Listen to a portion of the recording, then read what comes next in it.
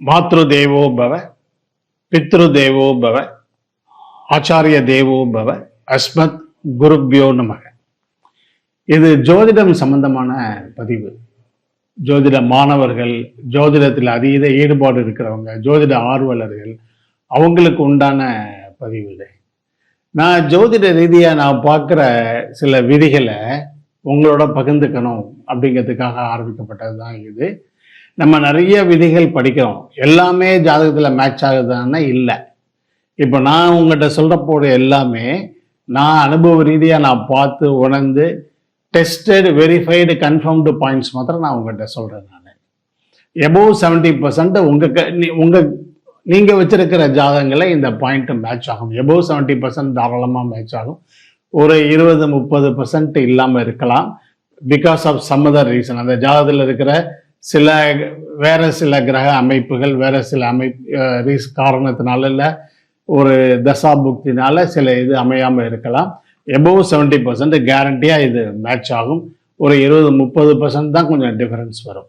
இதை நான் ஸ்ட்ராங்காகவே சொல்கிறேன். நான் இன்னொன்று, நான் இங்கே பேச ஒவ்வொரு விதிக்குமே எங்கிட்ட உதாரண ஜாதகங்கள், குறைஞ்சது ஒரு 5 ஜாதகங்களாவது என்கிட்ட உதாரண ஜாதகங்கள் இருந்தால் அந்த மாதிரி விதிகளை மட்டும்தான் நம்ம பேச போகிறோம்.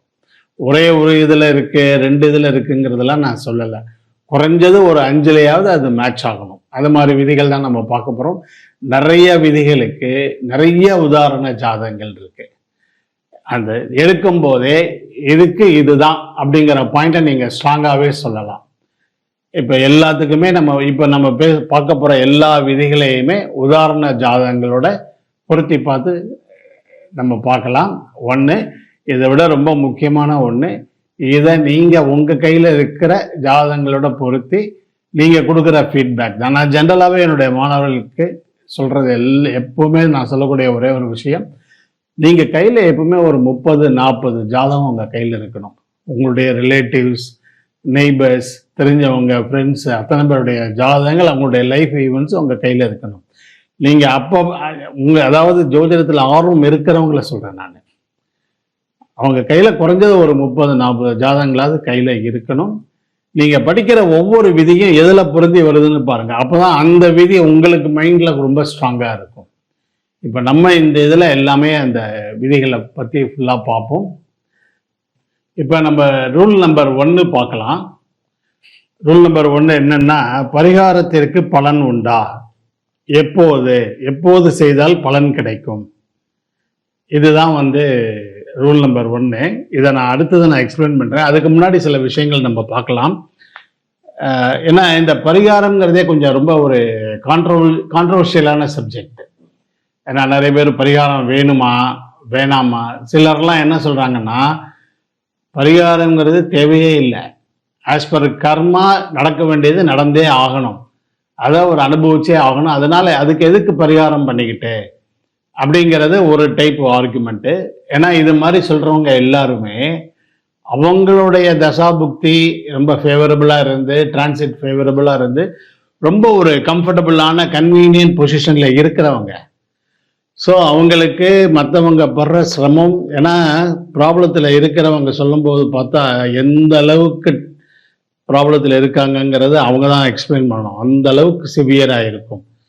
இவங்க சிம்பிளாக, since they are in A better position, எதுக்குங்க உங்களுக்கு பரிகாரம்லாம் தேவையில்லைங்க அப்படிதாங்க சொல்லுவாங்க, அப்படிலாம் சொல்லுவாங்க. அவங்களுக்கே பிரச்சனை வரும்போது தான் அதை பற்றி தெரியும். பரிகாரம் வேணுமா வேணாமான்னா கண்டிப்பாக பரிகாரம் வேணும். ஒருத்தர் ரொம்ப ஒரு சிவியர் கிரைசிஸில் இருக்கும்போது டு அலிவியேட் தட், அதை குறைக்கிறதுக்கு கண்டிப்பாக பரிகாரம் வேணும். இது 1. 2வது, பரிகாரம்ங்கிறது ஜாதகத்தில் மறுக்கப்பட்ட ஒன்று.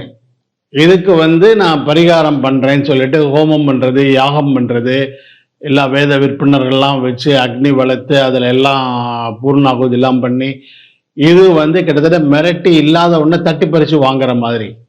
உதாரணத்துக்கு சொன்னால் தசரதன் ஜாதகத்தை சொல்லலாம். தசரதனுக்கு புத்திர தோஷம், புத்திர சோகம்ங்கிறது இருக்கு. அவர் அப்படிலாம் கிடையாதுன்னு சொல்லிட்டு புத்திரகாமேஸ்வரி யாகத்துலேருந்து எல்லாம் பண்ணி கடைசியில் அவருக்கு he was blessed with children. குழந்தைங்க பிறந்ததுக்கு அப்புறம் அவரால் அன்பே செலுத்த முடியல கடைசி வரைக்கும். பிறந்த கொஞ்ச நாள்லயே விஸ்வாமித்திரர் வந்து அந்த ஒரு சின்ன குழந்தைங்களா இருக்கும்போதே விஸ்வாமித்திரர் கூட்டிட்டு போயிறாரு. அதுக்கப்புறமா அவங்க வந்து ஒரு பொசிஷனுக்கு வரும்போது திரும்பி வரும்போது நாட்டை கொடுக்கலாங்கிற ஸ்டேஜில் திரும்பி வனவாசம் போயிடுறாங்க. கடைசி வரைக்கும் அவரால் அன்பு செலுத்த முடியல. அது வந்து இல்லாத ஒன்றை தட்டி பறித்து வாங்குற மாதிரி. அது மாதிரியான பரிகாரம் நான் சொல்லலை. அதனால் அது வந்து பெருசாக நிலைக்காது. கிடைச்சாலும் தொடர்ந்து சில தொந்தரவுகளை கொடுக்க தான் செய்யும். நான் சொல்றது அது இல்லை. நான் சொல்றது வந்து பிரார்த்தனை. ஜாதகத்தில் எது இல்லைன்னு இருக்கோ, இல்லைன்னு டிசைட் பண்ணது யாரோ அவங்ககிட்டயே வேண்டி கடுமையான பிரார்த்தனை மூலமா இதை திரும்பி வாங்கலாம். உதாரணத்துக்கு சொன்னா மார்க்கண்டேயன் சொல்லலாம். மார்க்கண்டேயனுடைய ஜாதகத்துல 16 வயசுல போகணுங்கிறது டெஸ்டினி. யமன் துரத்தும் போது நேரம் வந்து சிவனை கட்டிப்பிடிச்சு அவரை வந்து இனி என்றும் மார்க்கண்டேயன் சொல்லிட்டாரு. அவர் இன்னைக்கு ஒருத்தர் எத்தனை யுகமானாலும் இன்னைக்கும் அவர் மார்க்கண்டேயன் தான். அவர் என்னைக்குமே 16 தான். ஸோ இது கடவுள்ல யாரு இல்லைன்னு மறுத்தாங்களோ அவங்களே திருப்பி சந்தோஷமா கொடுக்கும்போது அது நிலைச்சு நிற்கும். இது வந்து பிரார்த்தனை. நான் சொல்றது வந்து பிரார்த்தனை. ஜென்ரலா இப்ப நம்ம எல்லாமே பரிகாரம் தான் சொல்றோம் ஒரே வார்த்தையில. இதுக்கு ஏதாவது பரிகாரம் இருக்கான்னா இந்த பிரார்த்தனை பண்ணு, இந்த கோவிலுக்கு போ, இது பண்ணி. இதுல இன்னும் ரொம்ப முக்கியமான விஷயம், அவனே கடுமையான பிரச்சனையில இருக்கான், அவனை கூப்பிட்டு நீ இந்த யாகம் பண்ணு, அந்த ஹோமம் பண்ணு, அது பண்ணு, இது பண்ணுன்னு அவனுக்கு நிறைய செலவை இழுத்து வர்றது அது சரியில்லாத ஒன்று. அதை பண்ணக்கூடாது. ஒன்று, கடன் வாங்கி பரிகாரம் பண்ணக்கூடாது. அது ரொம்ப ரொம்ப முக்கியம். ஏற்கனவே அவன் பயங்கர கடனில் இருக்கான். இந்த கடன் தீர்றதுக்கு மேற்கொண்டு கடன் வாங்கி பரிகாரம் பண்ணுறது, அந்த பரிகாரம் பண்ணுறதுக்கு அவன் கடனை கொஞ்சம் அடைச்சிடலாம். அவன் இந்த மாதிரி விஷயம் நான் சொல்லலை. நான் சொல்கிறது வந்து சிவியர் பிரார்த்தனை. அந்த ஜாதகத்தில் எந்த கிரகம் பாதிக்கப்பட்டிருக்கோ அதுக்கு உண்டான பிரார்த்தனை. ஒரு மேலபிக் பிளானட் சிவியராக ப்ராப்ளத்தில் இருக்குன்னா அதை கொஞ்சம் அப்பீஸ் பண்ணுறதுக்கு, அதை சமாதானப்படுத்துறதுக்கு, சாந்தப்படுத்துறதுக்கு ஏதாவது சில பிரார்த்தனை பண்ணலாம். இந்த பிரார்த்தனை கை கொடுக்குமானா கண்டிப்பாக கொடுக்கும். சில பேர் எதுவுமே தேவையில்லை, அதெல்லாம் எதுவுமே கிடையாது, எதுக்கும் எந்த எஃபெக்டும் கிடையாது, கர்மாப்படி நீ அனுபவிக்கணும் அப்படிங்கிறது தான் சில பேர் ஸ்ட்ராங்காக சொல்கிறாங்க. அதில் எனக்கு உடன்பாடு கிடையாது. இதில் இன்னொன்று, ஒருத்தருக்கு ஒரு ப்ராப்ளம் இருக்கு அப்படின்னாலே அந்த ப்ராப்ளத்திலேருந்து வெளில வர்றதுக்கு உண்டான டைம் வரும்போது அவரே அஸ்ட்ராலஜரை போய் பார்க்குறாரு.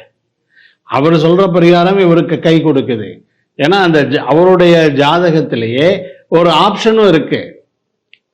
நீ இந்த இவரை போய் பார்த்தன்னா, இந்த பரிகாரம் பண்ணன்னா உனக்கு இந்த ப்ராப்ளத்திலேருந்து நீ வெளியில் வரலான்னு ஒரு ஆப்ஷனும் இருக்கு. அதை அவர் யூஸ் பண்ணிக்கிறார், அவ்வளோதான். அதனால பிரார்த்தனை சொல்லலாமானா கண்டிப்பாக சொல்லலாம். அது கேட்குறவங்களுக்கு அது ஒரு பெரிய பலனே கொடுக்கும். ஸோ இதுதான் வந்து பரிகாரம் சம்பந்தமானது. பரிகாரங்கிறது ஹோமம் யாகம் பண்ணுறது கிடையாது, அதிகமான பணம் செலவழிக்கிறது கிடையாது. சிம்பிளான கோயில் பிரார்த்தனை. ஒன்று, அவரால் என்ன முடியுமோ ஒரு சின்ன லெவலில் பூ வாங்கி தரலாம், சூடம் ஏற்றி வழிபடலாம். அதில் ரொம்ப முக்கியமான ஒன்று, அந்த கோவிலில் சுற்றி வருது, அந்த கோவிலில் 1/4 மணி நேரம் 1/2 மணி நேரம் உட்காந்து ஒரு பாசிட்டிவ் வைப்ரேஷன் ஒரு கிடைக்கிறது. அதுதான் பிரார்த்தனை. அதை 100% தாராளமாக செய்யலாம். அதில் எந்த ப்ராப்ளமுமே கிடையாது. இதுக்கு வந்து ரொம்ப பெரிய ரிசல்ட் இருக்கு. ஸோ இதுதான் பரிகாரம், பிரார்த்தனை, ஒரு சின்ன வித்தியாசம். இதில் இன்னொரு முக்கியமான விஷயம், இந்த ரூல் நம்பர் 1ல் நம்ம பார்க்க போகிறது, பிரார்த்தனை எல்லாருமே பண்ணுறாங்க. யாருக்கெல்லாம் உடனே கை கொடுக்கும்? நான் பிரார்த்தனை செஞ்சேன் உடனே சில பேருக்கு உடனே கை கொடுக்கும், சில பேருக்கு ரொம்ப தாமதமாகும். யாருக்கெல்லாம் உடனே கை கொடுக்கும் அப்படின்னா, லக்னத்துக்கு 3, 9, 11 சம்பந்தப்பட்டா அவங்களுக்கு பிரார்த்தனை நீங்க ஒன்று சொல்லி இந்த கோவிலுக்கு போன்னு சொன்னா, அவங்க போயிட்டு வந்ததுக்கு அப்புறம் இம்மீடியட்டா அவங்ககிட்ட இருந்து வர ரிப்ளை, நான் செஞ்சேன் எனக்கு கிடைச்சிருச்சு, இதுதான் இருக்கும். இந்த 3, 9, 11 இருந்ததுன்னா, ஏன்னா எங்கிட்ட நிறைய உதாரண ஜாதகங்கள் இருக்கு. அவங்க கொடுத்த ஃபீட்பேக் எல்லாமே ஒரு தரம் பண்ணேன், 2 தரம் பண்ணேன், இம்மீடியட்டா எனக்கு நடந்துருச்சு. அதுதான் 3, 9, 11. லக்னத்துக்கு 3, 9, 11 லக்னத்தோட தொடர்பு கொள்ளலாம், ராசியோட தொடர்பு கொள்ளலாம். இந்த 3, 9, 11 ஒன்றுக்குள்ள ஒன்று இன்டர்லிங்காக இருக்கலாம். ஏதோ ஒரு விதத்தில் ஒன்று பரிவர்த்தனையில், இல்லை சமசப்தமமா, இல்லை எல்லாமா சேர்ந்து ஏதோ ஒரு விதத்தில் இருக்கலாம். இது மிகப்பெரிய பலனை கொடுக்கும். ஒன்று, இந்த அமைப்பே இல்லை, 3, 9, 11 எந்த விதத்திலையும் தொடர்பே கொள்ளலை அப்படின்னா கூட கோச்சாரத்தில் இந்த 3, 9, 11 ஒன்றுக்கு ஒன்று கான்டாக்ட் பண்ணும்போது அப்போ செய்யக்கூடிய பரிகாரம் உடனே கை கொடுக்கும். ஸோ நம்ம அந்த இந்த பீரியடை நோட் பண்ணி கொடுக்கலாம். இந்த டயத்தில் நீ ட்ரை பண்ணு. அதே மாதிரி 3, 9, 11 தசா புக்தி அந்தர காலம், அதை நோட் பண்ணி கொடுத்து இந்த பீரியடில் நீ ட்ரை பண்ணு. இப்போ நான் சொல்கிறது எல்லாத்துக்கும் உதாரண ஜாதகங்கள் இருக்குது. இந்த பீரியடில் நீ ட்ரை பண்ணு, கண்டிப்பாக நடக்கும் அப்படின்னு நீங்கள் எழுதி தரலாம். இதெல்லாம் கான்ஃபிடெண்ட்டாக நீங்கள் சொல்லலாம். 3, 9, 11. ஏன் 3ங்கிறது நம்ம எடுக்கிற எஃபர்ட்டு, அட்வான்டேஜஸ் ஹவுஸ். இது 3யை பற்றி நம்ம தனியாக இன்னொரு ஃபுல் வீடியோவில் நம்ம பார்ப்போம். சகோதரத்துலேருந்து கம்யூனிகேஷன்லேருந்து எல்லாமே சொல்லலாம். அந்த 3ஆம் இடத்துக்கு உண்டான முக்கியமான இன்னொன்று வந்து உபஜயஸ்தானம். அதை விட இன்னொன்று அட்வான்டேஜஸ் ஹவுஸ், அதாவது முயற்சி ஸ்தானம். எடுக்கிற முயற்சி கண்டிப்பாக கை கொடுக்கும். ஸோ இந்த 3, 9, 11 சம்மந்தப்படும் போது பரிகாரம்னு அவங்க செஞ்சாங்கன்னா டக்குன்னு அவங்களுக்கு நடக்கும். உதாரணத்துக்கு நான் உங்களுக்கு காமிக்கிறேன். ஸோ பரிகாரம் அப்படின்னா 3, 9, 11 3, 9, 11 சம்மந்தப்படும் போது கண்டிப்பாக அது கை கொடுக்குது. என்ன லக்னமாக இருந்தாலும், மேஷ லக்னம் அப்படின்னா 3, 9, 11 புதன், குரு, சனி சம்மந்தப்பட்டா கண்டிப்பாக நடக்கும். சிம்ம லக்னம் அப்படின்னா 3, 9, 11 இது 3 சம்மந்தப்பட்டா ஒன்று சேர்ந்து இருக்கலாம், இல்லை 3 சமசப்தமமாக இருக்கலாம், இல்லை ஒன்றுக்கு ஒன்று பரிவர்த்தனையில் இருக்கலாம், எப்படி வேணா இருக்கலாம். இந்த 3, 9, 11 சம்மந்தப்படும் போது எளிமையாக நடக்குது. இவங்களுக்கு ரொம்ப ரிஸ்க் எடுக்காமல் ஒரு தடவை 2 தடவை கோயிலுக்கு போனாலே டக்குன்னு உடனடியாக இவங்களுக்கு நடக்குது. உதாரணத்துக்கு இது ஒரு பெண்ணோட ஜாதகம். இது 23/4/1982 மத்தியானம் 3:53. இவங்க கன்னியா லக்னம். லக்னத்திலேயே செவ்வாய், 3ஆம் அதிபதி லக்னத்திலேயே செவ்வாய், 11ஆம் அதிபதி 8ஆம் இடத்துல, 11ஆம் அதிபதி 8ஆம் இடத்துல. இந்த 3ம் 11ம் பரிவர்த்தனையில் இருக்கு. அதாவது இந்த 3ஆம் அதிபதி 8ஆம் இடத்துக்கு போயிடுது. 8ல் இருக்கிற 11ஆம் அதிபதி லக்னத்துக்கு வந்துடுது. நம்ம 8ஆம் இடத்தை பத்தி அடுத்த ஸ்லைட்ல நம்ம பார்க்கலாம். மெயினா இந்த 3, 9, 11 சம்பந்தப்பட்டாச்சுன்னா இவங்களுக்கு இது வரைக்கும் என்ன பரிகாரம் சொன்னாலும் 2 times 3 times இவங்க கோயிலுக்கு போனாலே போதும், உடனே நடக்கும். இதுல இன்னொரு முக்கியமான விஷயம், இப்ப அவங்களுக்கு நடக்கிறதே செவ்வாய் தசை. செவ்வாய் தசை பிறந்ததுலேருந்து அது வந்ததுலேருந்து இன்னுமே உங்களுக்கு ஈஸியாக இருக்கு. ஏதாவது ஒன்றுன்னா இதை நீங்கள் பண்ணுங்கன்னு சொன்னாலே 1 தடவை 2 தடவை இந்த கோயிலுக்கு போயிட்டு வாங்கன்னு சொன்னாலே 1 தடவை 2 தடவை போயிட்டு வந்தாலே உடனடியாக நடக்குது. இன்னொரு உதாரணம் சொல்றதா இருந்தா 2/7/1980 2/7/1980 காலையில் 9 o'clock கடக லக்னம். இவங்க லக்னத்திலேயே புதன்,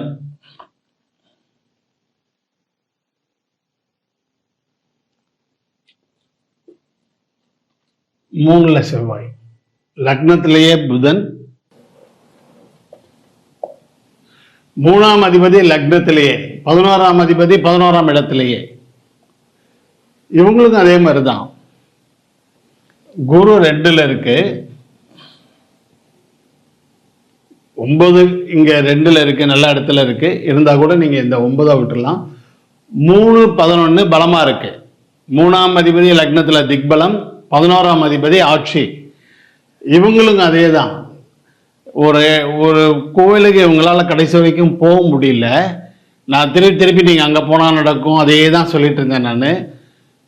அவங்க எனக்கு வாட்ஸ்அப்பில் மெசேஜ் போட்டிருக்காங்க. காலையில் போயிட்டு வந்தேன், ஈவினிங் என்னோட இடத்துக்கு டெனண்ட் வந்துட்டாங்க. அந்த டெனண்ட்டுக்கு கிட்டத்தட்ட ஒரு 6-7 மாதமாக வராமையே இருந்தது. இவங்களுடைய ஜாதகப்படி இவங்களுக்கு என்ன பரிகாரமோ அதை சொல்லி நீங்கள் அங்கே கண்டிப்பாக போயிட்டு வாங்க. போயிட்டு வந்ததுக்கப்புறம் நடக்கும். நீங்கள் ஒரு ஸ்டேஜில் நானே நீங்கள் அங்கே போனதுக்கப்புறம் எனக்கு ஃபோன் பண்ணுங்க மாட்டேன். அவங்க அனுப்பிச்ச மெசேஜ் காலையில் போனேன், சாயந்தரம் எனக்கு இது வந்துருச்சு. அந்த அளவுக்கு ஃபாஸ்ட்டாக நடக்குமாலாம் எனக்கு தெரியாது. ஆனால் அவங்களுக்கு நான் சொன்னது இது போனால் நடக்குங்கிற ஒரு எதிர்பார்ப்பு இருந்தது. 3-11 பலமாக இருக்குது, அதனால இதை பண்ணுங்கன்னு சொல்லியிருந்தேன் நான். ஸோ 3-9-11 இன்னும் நிறையா ஜாதகங்கள் எங்கிட்ட இருக்கு. ஒருத்தர் வந்து 7-1-1966 1966 காலையில் 4:20 விருச்சிக லக்னம். விருச்சிக லக்னம், லக்னாதிபதி செவ்வாய் 3ல் உச்சம்.